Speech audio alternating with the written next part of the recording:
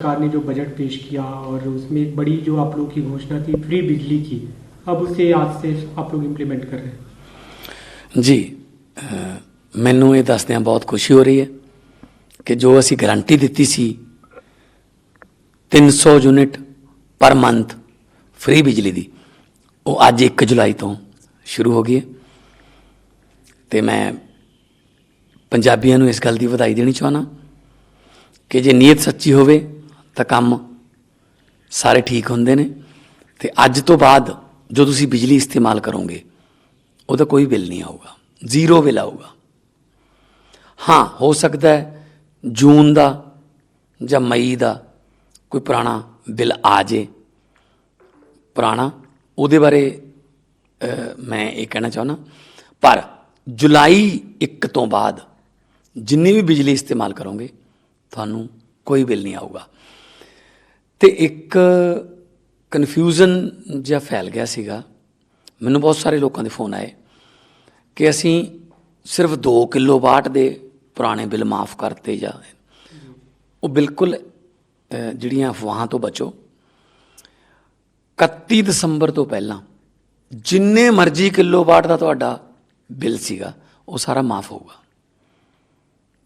चाहे 2 किलोवाट है, 4 किलोवाट है, 5 किलोवाट है, उहदे नाल कोई फर्क नहीं पैंदा।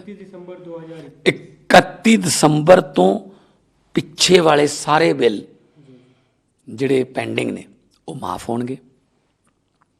बहुत वड्डा फैसला लिया है पंजाब गौरमेंट, उन्होंने जिहड़ी सहूलत देगी पंजाब के लोगों को।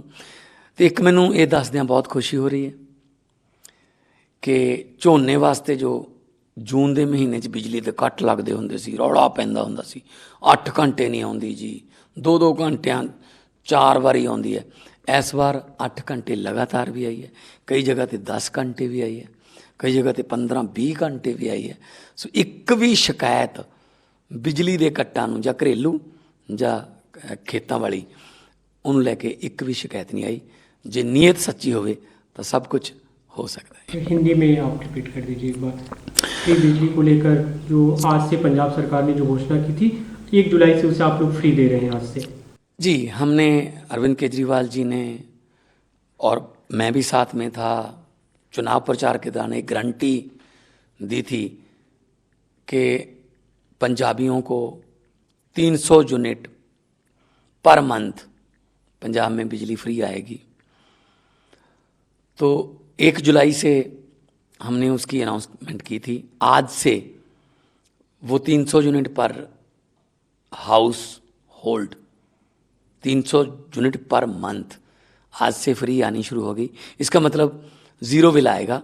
हो सकता है मई और जून का कोई पुराना बिल हो वो आ जाए, लेकिन आज से जो बिजली इस्तेमाल करेंगे उसका कोई बिल नहीं आएगा।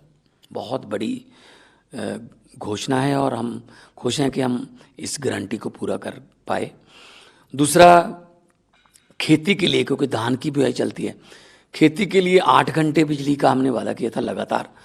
वो 8 घंटे, 10 घंटे, 15 घंटे भी लगातार आती रही। एक भी शिकायत अब तक हमें नहीं आई कि यहाँ पे बिजली कम हो गई या यहाँ से बिजली के कट की वजह से धान की बुआई जो है वो प्रभावित हुई। तो हमने इस चैलेंज को भी पार किया। उसके लिए मैं पंजाब के लोगों का बहुत बहुत आभारी हूँ, धन्यवाद भी करता हूँ। आने वाले दिनों में और भी गारंटियाँ हम पूरी करेंगे। 31 दिसंबर से पहले की बिजली को माफ़ कर रहे हैं आप लोग? हाँ जी, एक अफवाह फैल गई थी कि शायद 2 किलोवाट 1 किलोवाट वाले माफ़ करेंगे। 31 दिसंबर से पहले जितने भी किलोवाट का आपका बिल है वो भी सारा माफ़ होगा। उसको हम मतलब बेवफ़ करने जा रहे हैं। 31 दिसंबर से पहले वाले बिल, जिसके भी बिल हैं, वो 1 किलोवाट, 2 किलोवाट, 4 किलोवाट, 5 किलोवाट, वो बिल सारे माफ़ होंगे। बिजली माफी को लेकर जो पहले सवाल उठ रहे थे आप लोग की घोषणा के बाद कि पैसे कहाँ से आएंगे, बजट कहाँ से आएंगे, तो हमने बता दिया ना, बजट पेश किया तो उसमें क्या कुछ हमने बजट में बता दिया ना जी कि पैसे कहाँ से आएंगे।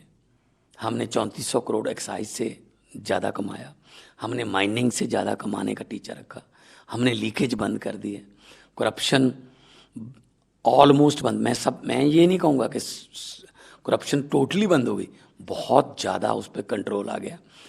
तो लोगों का पैसा बचाकर लोगों को देंगे, तो ये उनका हक बनता है। जी सर, ये जो बीते दिनों बजट भाषण में आपने एक बड़ा महत्वपूर्ण मुद्दा दिखा था जो कांग्रेस के नेता उठा रहे थे, जो पेंशन आपने जो एक टर्म कर दिया, उनकी तरफ से मांग की थी कि जो चीफ सेक्रेटरी को जिस तरह से पेंशन मिलती है उस तरह की पेंशन बहाल की जाए। तो आपने उस पर जवाब भी दिया था कि आपने उतने दिन सेवा आप नहीं करते नेता के तौर पे, तो उसको लेकर क्या कुछ प्रगति? देखिए, आप एक बार एमएलए बन गए, आप सेवा के लिए आए हो, 5 साल के लिए आए, तो फिर आप ये कह रहे हो जी हमारी तनख्वाह बढ़ाओ। जब आपको पता था कि एमएलए को कितनी तनख्वाह मिलती है, तो टिकट के लिए इतनी मारामारी क्यों? कोई और काम कर लो फिर। अगर आपको पता है कि एमएलए को इतनी तनख्वाह मिलती है, तो उसी तनख्वाह में गुजारा करो फिर। इसका मतलब ये थोड़ी है। मेरे पास रेड पासपोर्ट था जब मैं एमपी था, उस रेड पासपोर्ट पे लिखा हुआ था डिप्लोमेटिक पासपोर्ट, लेकिन एक तारीख लिखी हुई थी, एक्सपायरी डेट। अगर मैं तब तक एमपी रहूंगा तो रेड पासपोर्ट मेरे पास रहेगा, अदरवाइज मेरे पास ब्लू पासपोर्ट आ जाएगा जो देश का नॉर्मल पासपोर्ट है।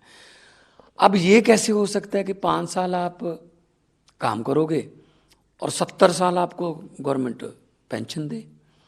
जो चीफ सेक्रेटरी या मुलाजिम लेवल की बात करते हैं, 20 साल उनको सर्विस करनी जरूरी होती है।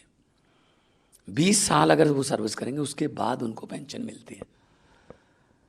तो एक 27 साल का एमएलए जो एमएलए बन गया 27 साल में, 32 साल की उम्र में उसको अगली बार टिकट नहीं मिली। मैं चाहता हूं उसकी उम्र 100 साल हो, तो 70 साल उसको हम पेंशन देंगे ना। ये कैसे हो सकता है कि 5 साल काम किया, 70 साल पेंशन ली? मैं तो कहता हूं कि पेंशन इनको वॉलंटियरली छोड़ देनी चाहिए। अगर हाथ जोड़कर फोटो खिंचवाकर सेवा करने के लिए आते हो तो सेवा करो ना। सेवा की पेंशन या सेवा की तनख्वाह नहीं होती। पंजाब सरकार इस पर अड़ी है कि एक ही बार का पेंशन उन्हें दिया जाएगा। ये 1 एमएलए 1 पेंशन हमने एक्ट पास कर दिया। जी सर, एक आज मुख्यमंत्री से मुलाकात हुई है, पार्टी के राष्ट्रीय संयोजक से, जो पंजाब में चर्चा चल रही थी कि किन मुद्दों को लेकर मुलाकात हुई, बजट को लेकर, क्योंकि सीएम ने आपने जो ट्वीट किया था उसको रिट्वीट करके प्रशंसा की थी कि जो बिजली की घोषणा थी। काफ़ी क्या इन मुद्दों पे चर्चा हुई? काफ़ी देर बाद मुलाकात हुई है। देश में इन द मीन टाइम बहुत सी राजनीतिक उलटफेर हुए हैं, तो बातचीत हुई है, जस्ट नॉर्मल कर्टसी बातचीत हुई है। कोई ऐसा कोई मुद्दा या कोई वो नहीं है। तो मिल के नेशनल कन्वीनर हैं कि आगे आने वाले दिनों में क्या करना है, कौन सी गारंटियाँ पूरी करनी हैं और कौन कौन सी लोगों को सुविधाएं देनी है, उस सिलसिले में बातचीत हुई। पंजाब में सारी चर्चा थी कि कैबिनेट रिशफल को लेकर कुछ, तो क्या नहीं, उसमें कैबिनेट के बारे में कोई बातचीत पार्टी नहीं। के वो तो पंजाब में करेंगे ना हम। जी। हाँ जी।